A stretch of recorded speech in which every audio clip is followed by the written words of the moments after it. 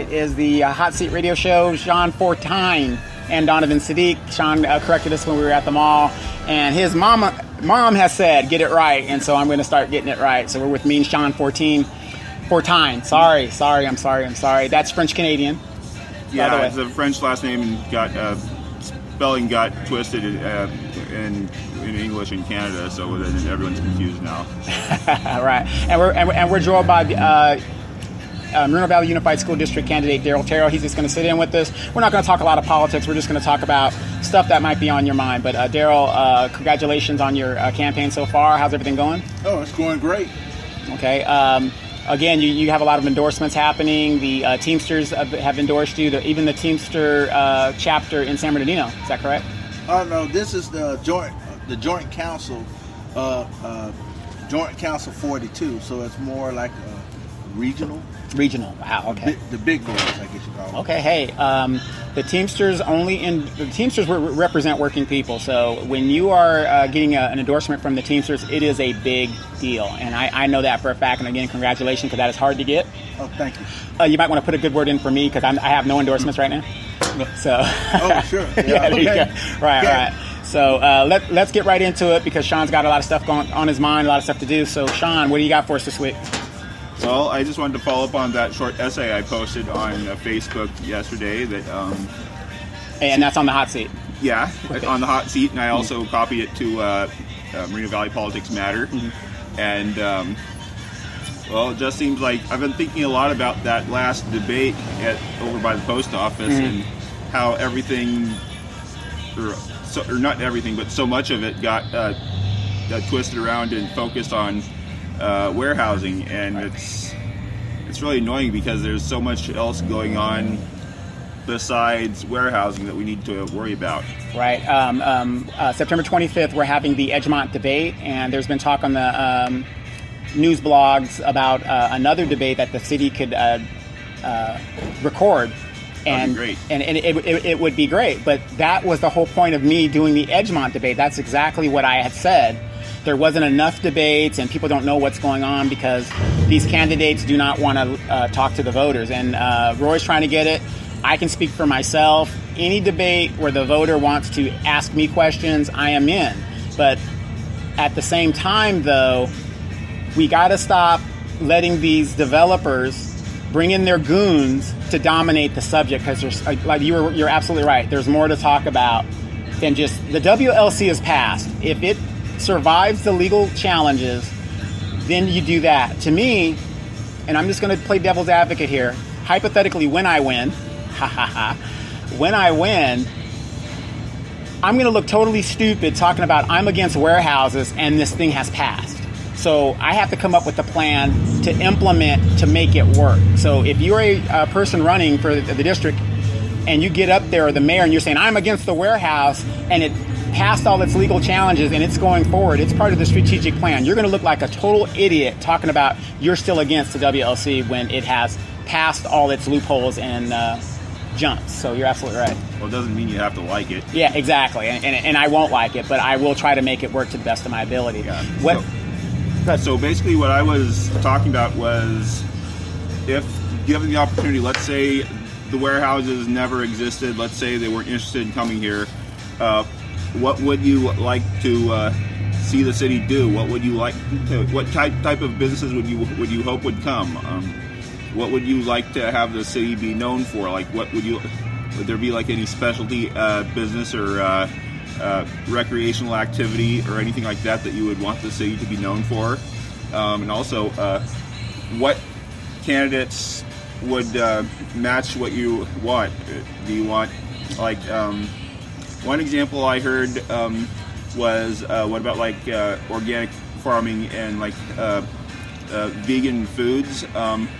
That was even mentioned that something Highland Fairview has property that would be good for, so that if Highland Fairview wanted, they could have done that, and there's other people that could do that too.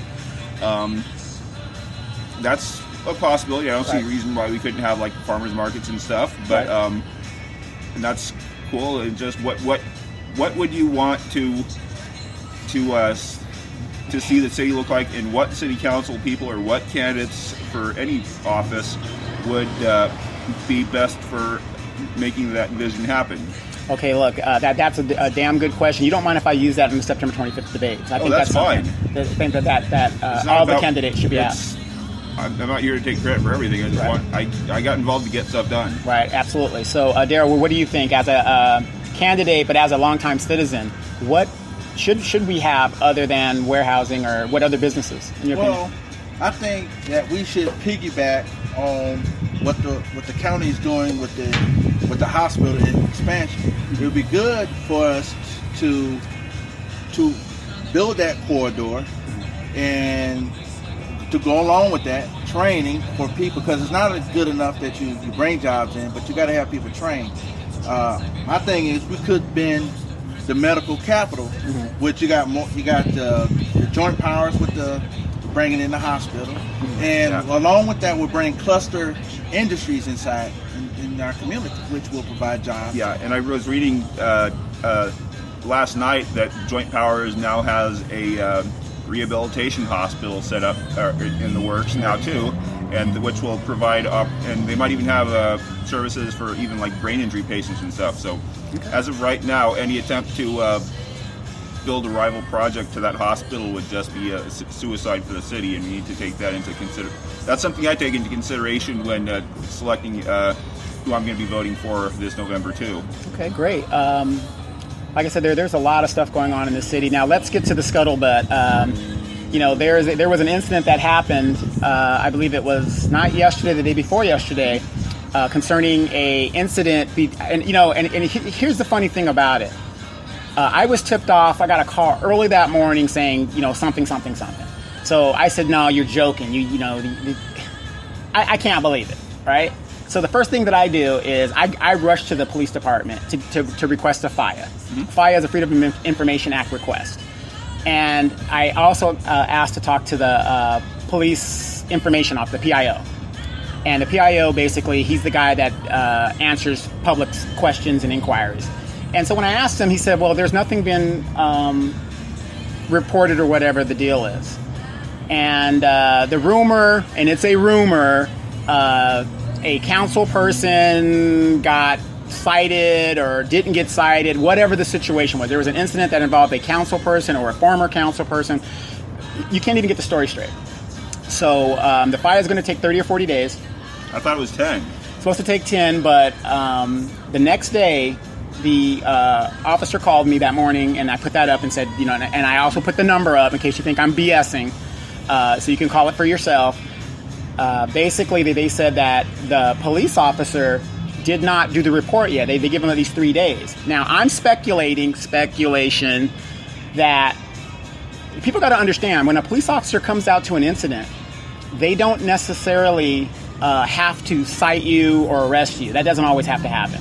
So, well, there's a chance that sometimes when they come out, they find that the incident is unfounded, and there's a chance this could be too. Right, exactly. So, the lady told me it's going to take 3 days or something like that, and wasn't there at least an incident number? Because every call it has a serial number. Right, exactly, and that's what I requested. And of course, they're stonewalling for some reason, and something's going on with that. But we're gonna get to that in a second. We're gonna stop and pause real quick and go pay some bills, and we're gonna be right back with Daryl Terrell and Sean 14. So stand by. Okay, we are back, and here's the situation. So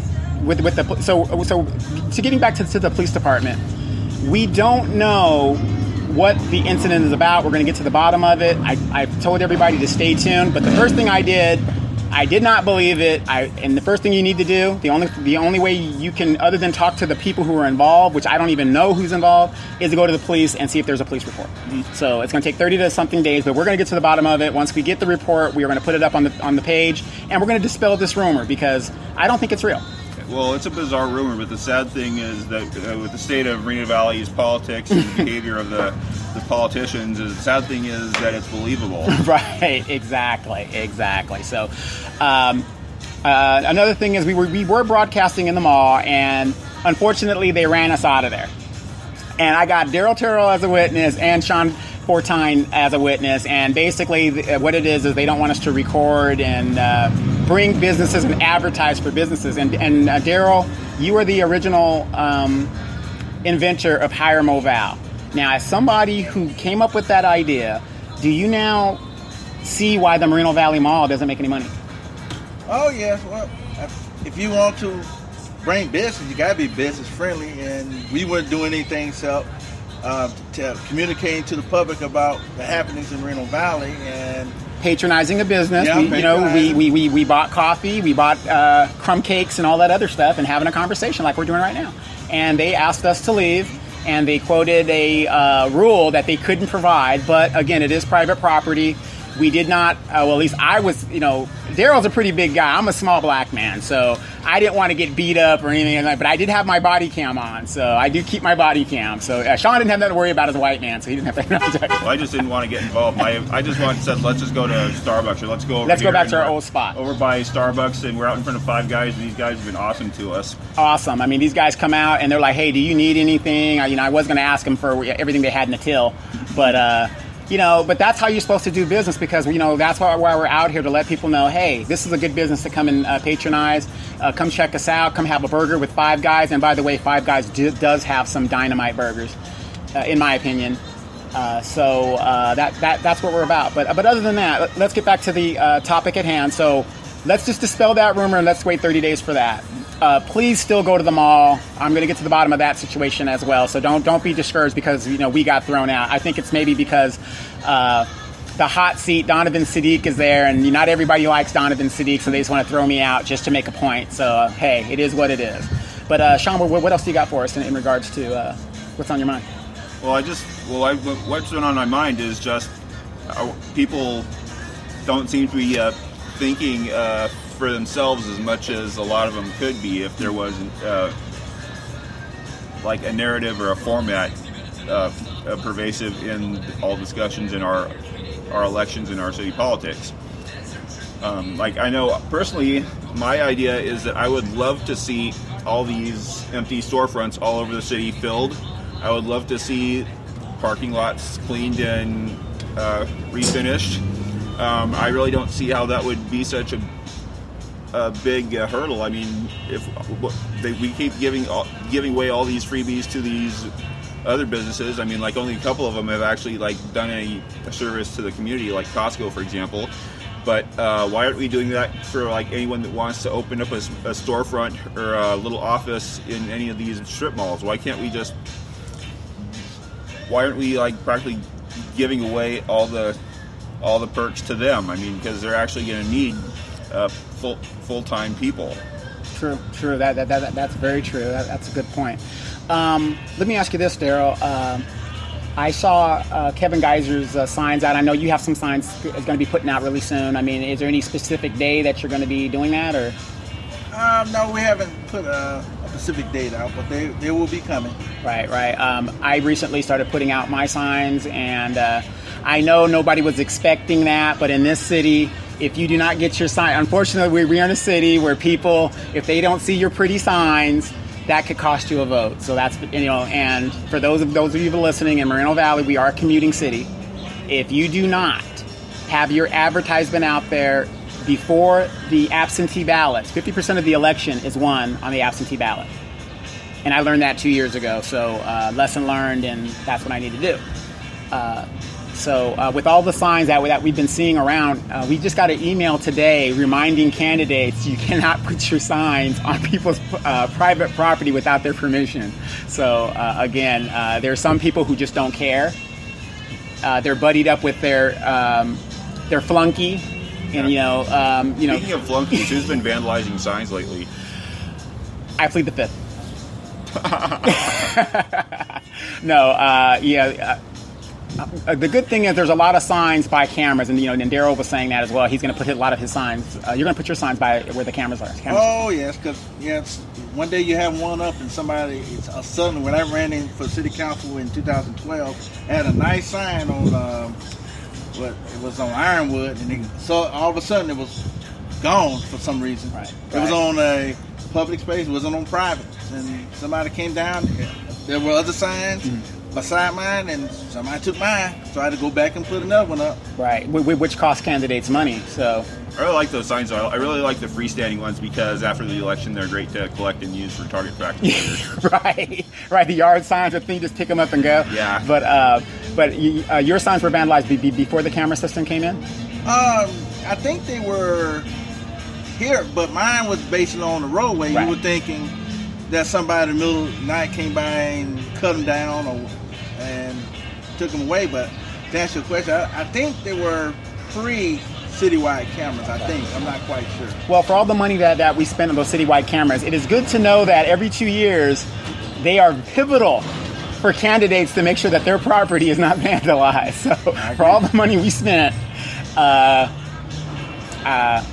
I guess it's great for after crime. You know, they can re-roll the tape back and say, oh yeah, this is who hit your car 4 days ago, whatever. And the cameras do work because I have gone to the police department and requested certain cameras to rewind on a certain date to see a certain thing. And they do protect your privacy. So if it's going in your window to your house, these cameras are not pointed at homes. And if they do get your home, they blur that incident out. And, you know, they do the best that they can to protect your privacy. So It seems like cameras wouldn't do much good if you're like actually getting robbed or something. right.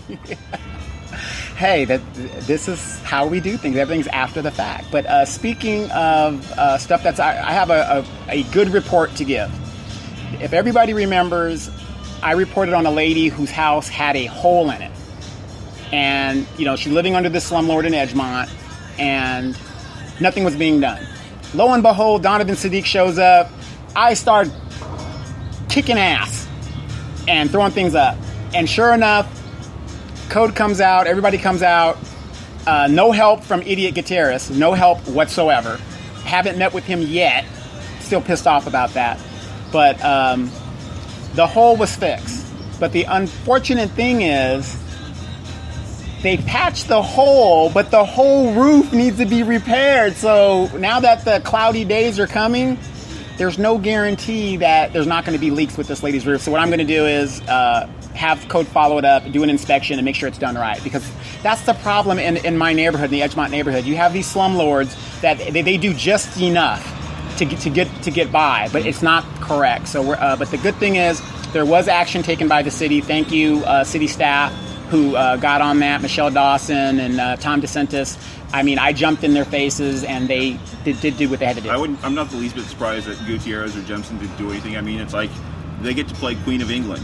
Right. They got their office, they got their title, they got their stipend, they get to get their picture taken, and they basically do everything the Queen of England does without. And same thing, Queen of England has lots of title, gets office, gets paid. And she walks through the kingdom, the empire, making appearances. But she doesn't have any responsibility. The buck doesn't stop with her. Well, did you read the blog that she said that all Donovan Sadiq does is talk? Did you guys read that? Nope. Okay, well, there's a blog, and I'll show it to you later, where she says Donovan Sadiq does is talk. No action. But she admits in the same paragraph that I had a lot of great ideas that without her would not have come to fruition. She championed them. And I've always given her credit for championing my ideas. If you've been following me, I always said, yeah, Miss Jemison, it wasn't for her, I can't get this done because she's the council person. So how can you say, all I do is talk, but you use my ideas to get things done? Because as somebody who's worked with her for 2 years, I can tell you this lady had no ideas. She thought this was like high school. Just, hey, I'm class president. And that's what it was. So. What you were talking about, the slumlords, it goes to a bigger question about property owners, that folks like your neighbor shouldn't have to live like that. But they got to hold these folks accountable for the home that someone has to live in. If they have a hole in the roof, why does the city have any ordinance that can hold these folks accountable? Because I know a lot of these folks don't even live in this town, and they just collect rent and go about their business. Right now, is that a question you want me to answer right now? Well, I'm asking a question, okay. Yeah, because I just see a bigger issue because there's slumlords and they're not held accountable. So what can we do as a citizenry or or the city to do to hold these people accountable? Well, I'll tell you what. I'll give you an answer. And I know people don't want to hear this answer because it's not a popular answer. Now, we're talking about the neighborhood of Edgemont. Very apathetic neighborhood, very apathetic people there because, like I said, all the money that was supposed to improve Edgemont went where? To the Nason Street project, to where the library is, which is on Nason Street. Our library is in Nason Street. How we can improve that is elect a representative that is about solving the solutions of that neighborhood. When you're not from that area, I'm not saying you don't have to be from there. That's why we're having the debate. If you're going to be the first elected mayor, one of the top 3 issues that you should have is what are we going to do about developing Edgemont? But we're so apathetic in my neighborhood that we're like, okay, whatever. This lady was so happy that I got that stuff done within a couple of days that she didn't know what to do. Now she's like, oh my God, you're the greatest guy that ever lived. Now, I don't know what Ms. Jimson is doing with the car stipend. I don't know, but we have it, let's just face it and let's just be honest. And this isn't about me as a candidate. We have people who they heard of Edgemont, but they don't go down there based on what they've heard.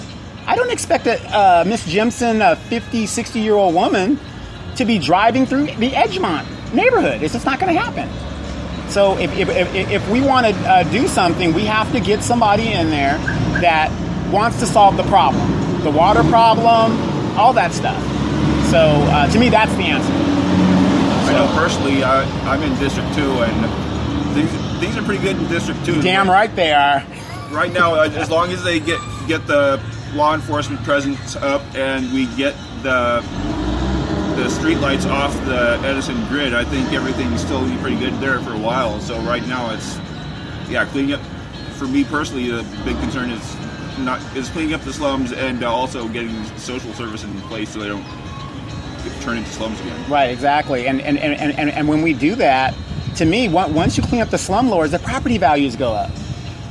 And then like you've been saying, Daryl, you give those people in that area hope. So, I mean, what's your take on that? Well, that's the whole thing.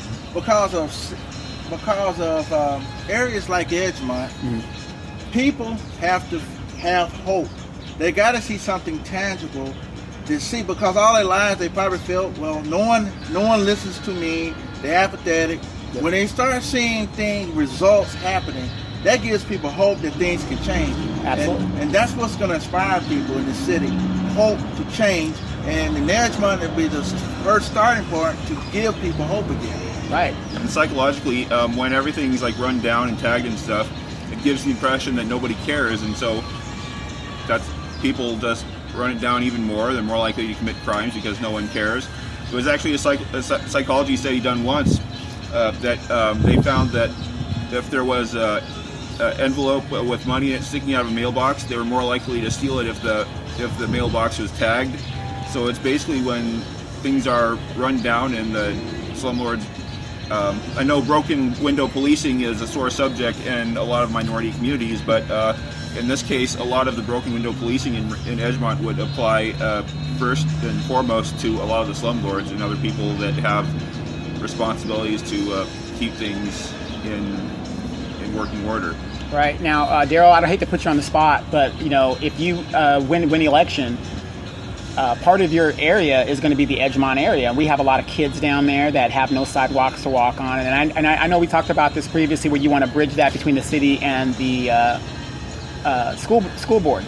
So you have a lot of apathetic parents, and you got kids that are growing up in that kind of environment. Now, I know this is a hard question, but having to deal with a mentality like that of a student, and I'm not a psychologist, but I honestly believe your environment affects your learning ability in the school. What do you think about that?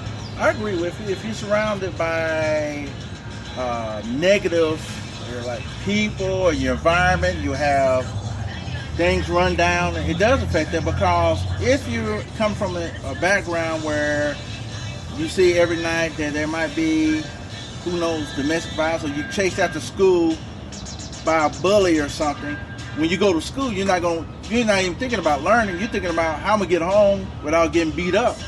So we have to present positive, and that's the thing about Edgemont. We have to start presenting positive image. We got to show people that they can lift their community up by giving these folks hope. And as again, like sidewalks and things, that will show people that people are listening. As a school board member, I would work with that representative to make sure that it's a team effort. And once these folks see that not only we're working on the streets and from the city level, we're working in our schools to give people chances to get out of poverty and to go to college or to a decent job, then things will change. Because right now, they don't see no pathway. All they see around them is an area that has been left behind. And it's time for us to work together to bring it up to par. I'd have to disagree that the sidewalks by themselves are a big priority. I mean, I live in an area where there was a lot of older, undeveloped or less developed properties around me, and so a lot of the sidewalks were dirt or just like extension of the asphalt, and still that area tended to be an island of calm even when the city was having problems. And it wasn't so much having the sidewalks, it was having what did exist in good repair and in good condition. Well, you also got to remember you had a very damn good council person that made sure his district was taken care of. Yeah, that's the key. Yeah, and that's what I'm saying. Having a good law enforcement presence did more than having sidewalks. Right. So let's talk about it like this, and this is the way I look at it.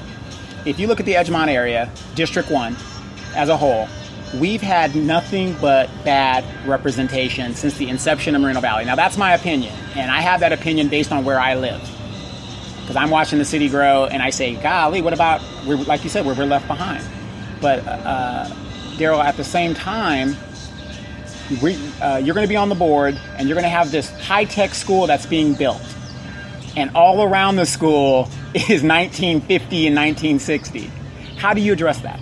Well, again, it's going to take a private-public partnership that's going to have to work in tandem with the city and in the private sector working together to lift that up. Because it doesn't do any good to have a high-tech school and still people have no hope. That's one part of it, because when they leave that school, they're still going back home to an area that's been left behind. And as a school board member, I could do so much, but working together with the representative in the private sector, we can maybe do something about it. Think outside of the box with new solutions. Personally, if this was brought up in the city council meeting, I would have to. I would be very concerned about using public funds to build up an area for businesses when we're not even filling the businesses we have. I think that we need to have policies in place, economic policies in place that attract businesses to fill up what we have, and then figure out what the market is going to be like before we have a public-private partnership to build new venues to put businesses. You know, and that's a good point. But can I ask you this, Sean? Can the Edgemont area afford to wait? We've waited 32 years. I think I think that just getting businesses in where we have, it will make a big difference.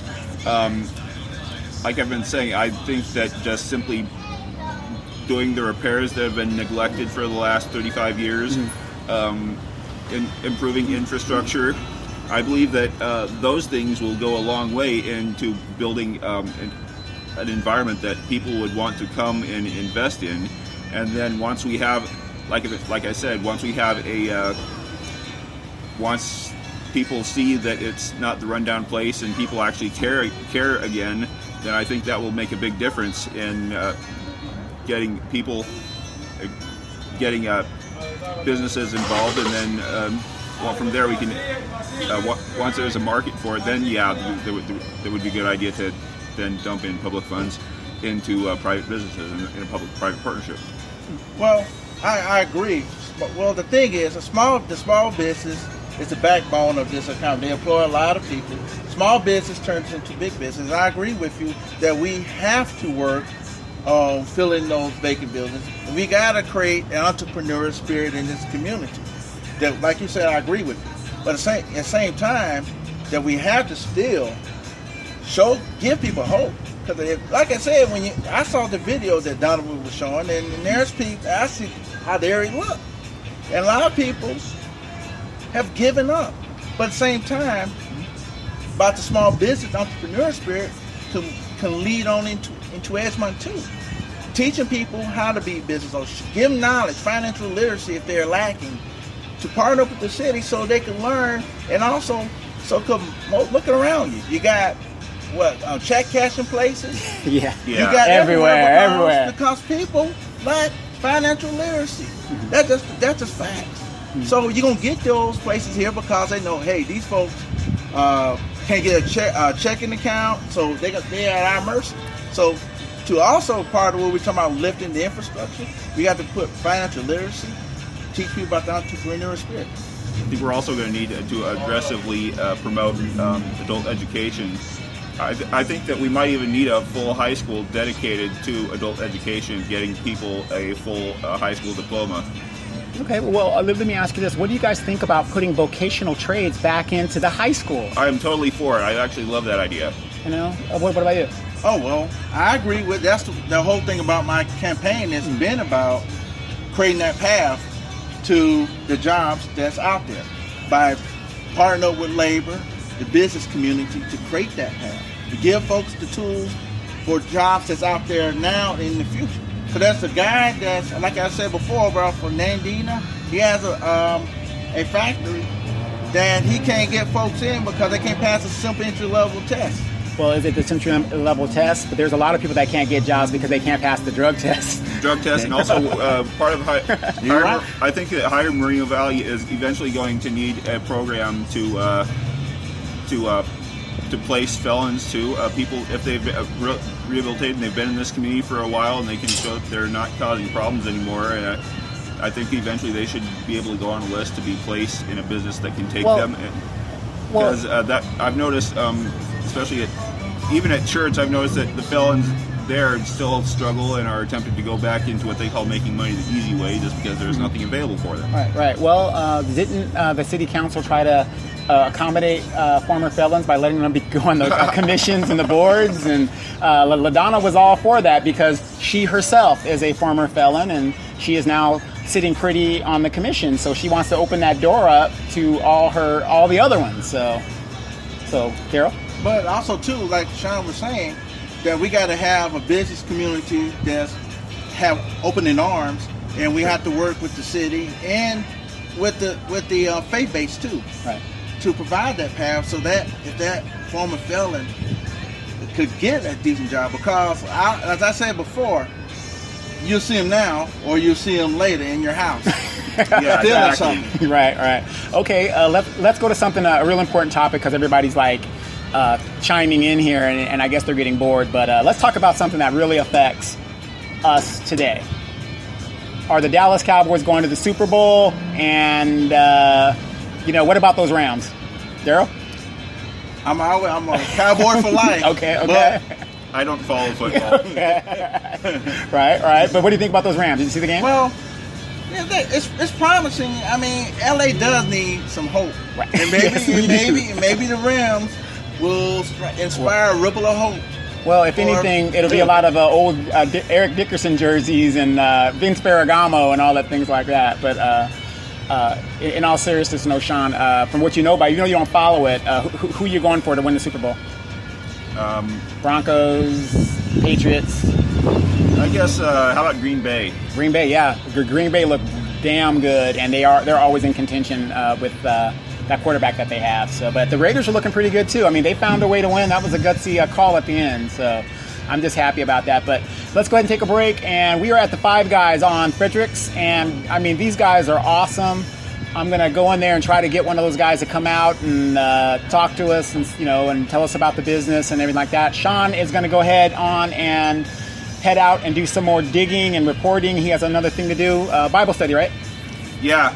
Hey, and like I said, there's nothing wrong with being a godly man. Without God, God's in everything that we do. So I'm not trying to be political, but, we need God. I mean, you got to pray. We need to get people going to church here. Right. I mean, I know, we're kind of psycho-political show. But ever since they took prayer out of church and things in the 60s, in my personal opinion, we've been going down the wishing well ever since. Yeah, let me get Pastor Rob here again. Yeah, there you go. Yeah, there you go. So Sean's going to take a break. We're at the Five Guys, and we will be right back. Okay, we are back. Sean Fortine has left the building, and we are out here in front of the Five Guys on Fredericks.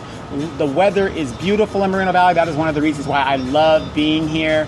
It is nice and cold at night. How many of you people out there have felt that breeze, that evening breeze? I mean, I had to take out the furry blanket, Daryl, because it was so cold in my house. I had all the windows open. So I mean, I'm loving it. That is, I'm the summer. We are in the desert, and I understand that. And I mean, it's torture in the summertime, but for 3 months of torture, for the rest of the way this area looks, I'll take it any day. So, so it's me and Daryl in the studio. You have a very, very hard race. Kevin, any race is basically hard. You've been in the community for a long time, and what I want to know, and a lot of people probably want to know, is why do you want to get beat up like this? Well, I've done this. I have done this before running for city council. But what got me to think about this is the future in our kids. And again, it goes back to what kind of future do we want for our kids graduating from high school, and what about the kids that are still there, that feel they're left behind. And so my whole thing is giving these kids a fair shot at the American dream. As I've always said, we have to build a bridge to these kids' American dream. But it can't be done alone. It has to be done with all of us together, from the business community, the district, the city. It has to be done with the higher education. It has to be done with labor. Because as you see, some of these kids who come from the homes that we talked about are living in poverty in Edgemont. And the thing about educating our kids is we educating the future workforce. Companies will come in based on the fact, do you have an educated, skilled workforce? So my whole thing is, if we, as I did before with the city, is to talk about raising the bar. And because when people talk about jobs, and they're talking about how some colleges are having this training, but the thing they never say is, are they training for a job that's vacant right now? And so my whole thing is, we take it for what I was talking about at the city council meeting, and do it for our kids. So these kids just don't graduate, but they graduate with skills that meet the needs of our high growth industries that exist right now. Like we have manufacturing in here, we have healthcare, we have logistics. And if we show the business community, again, that we can raise the bar, not only of our kids, but of our residents, we'll get more businesses that will come into this community that has an economic mobility in it for people to move up and out of poverty. And at the same time, we have to increase our college attainment levels too. So by us working together, we can do that, and we can lift this community up, give folks hope, a tangible. When you train for a job, it'll be a partnership, just like a kids. If a kid's going through, say, a labor program, say for pre-apprenticeship, that at least when they finish that program, they'll be into an apprenticeship program where they can earn a decent living. And the same thing, we have these businesses in our community that we find out what jobs they have up there, what skills they need. Then we'll create that path. So when these kids, like I was saying before, we'll create a training, hybrid training apprenticeship program where you'll spend at least 4 hours in the classroom, 4 hours on the floor. At the same time, you get a certificate, plus you get your diploma, and you get a job. At the same time, you learn as you earn, as that saying goes. So that right there is real hope, because there will be a job waiting. But also, people say, where the money's going to come from for all this? Mm-hmm. Well, there's grant money out there, the state and the federal level, to fund these programs. Not only that, the city can work together to leverage their resources, and the business to leverage their resources and sharing the cost with Moreno Valley College. So Moreno Valley College is a pivotal as far as creating this program, because they would have the facilities, and And that's how we would do it. We will make Moreno Valley a city where the American dream soars for everyone. That's why I got in. I got in because I want to give people hope. I want to fight for them. I'm not the establishment candidate. Mm-hmm. I'm a person who thinks outside of the box. I can get things done. I'm not afraid of taking on challenges. Right. I'll agree with you. Now, when you do get on the board, are you still going to come and bless us with your presence on the radio show? Well, I always want to. This is the best platform to talk to the community, other than at a board meeting or going door to door, but to go on the radio that you provide a vehicle so one can get out their opinions and be able to also listen to different points of view. And I will continue to do this because I think it's a good platform that people need to hear. People sometimes don't go to the council meetings or they don't go to the school board meetings, but at least they can get some information. Right. Can help them. And everybody has a smartphone. You remember last week when we were sitting there and that little girl came up and she was like, "Oh, I'm a singer," and stuff like that. Everybody wants to come and drop their demo tape and stuff like that. So I think that's pretty good. But again, if you have an opinion, I think 3 minutes is not enough time.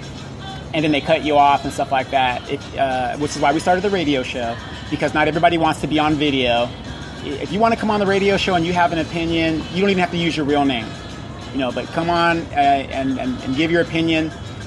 It's your opinion. Doesn't mean it's right, but we're going to let you have freedom of speech and say what you want to say, as long as it's not derogatory and the same old. So things like that. But we're over here at the Five Guys on Fredericks, right next to the Starbucks. So we've moved from business to business now, and like I said, it's a beautiful day, and Daryl Terrell is with us.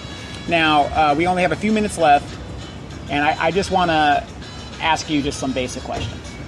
Okay, you're originally born in Atlanta, Georgia. Moved all the way to sunny California. Yep. UCR graduate. Yes. RCC graduate. Yes. Let me see. You're not a former felon, are you? Well, as things have turned out, when people make mistakes in their lives, right? You learn, you learn from it, and you move forward. Absolutely. Yes, and as full disclosure, myself had made a mistake. Mm-hmm. I embarrassed myself. Mm-hmm. I embarrassed my friends. I embarrassed my family, and I paid for it. But the thing about when you fall, you learn to get up. Right. And the thing about that is, you learn and you move forward, and there, as a result, you become a stronger and a better individual for it. And as we look at our kids out there, we have kids out there feeling that, hey, I didn't pass my test, or I made a mistake. And that's the end of the road. But one thing about me, and one thing about my situation, is the fact I didn't stay down. I got back up. So when you look at kids who fell on tests or they feel like they can't make it, they can look at it and say, you know what? Why did I do wrong? But they got the help, and they did better on that test next time. So for me, as being as what happened to me, my records were, first, they got reduced to a misdemeanor, then they got expunged. Right. But I'm not afraid to admit when I made a mistake. And that's the thing my kids have to know, that we're not perfect at all. But one thing about it, we learn, we get up, and we move forward, and we keep moving forward. And that's what kids need to understand from a school board member, that I'm not perfect. They're not perfect. Their parents are not perfect. But the thing about it is, if we work together as a community, that we can lift everybody up. We could give them hope. If anything about my candidacy or being on the school board, show them that you can make it. Right. Now, and I think that is a great comeback story, to be upfront and transparent from the very get-go. Because like I said, if I was listening to you, and I like a lot of stuff that you said, like in Miss Jimson's situation, her story would have been a great story if she had, put it out there in the front. I mean, let's face it, Victoria Vaca, she had a misdemeanor while she was on the school board. So let's go ahead and dispel that rumor, and let's move forward, just like you said. So we're going to go ahead and pay some bills. This has been the Hot Seat. Sean Fortine, not 14, it's Fortine. Daryl Terrell and Donovan Sadiq, and we are going to see you guys next week. And stand by, and we're going to do a second pod.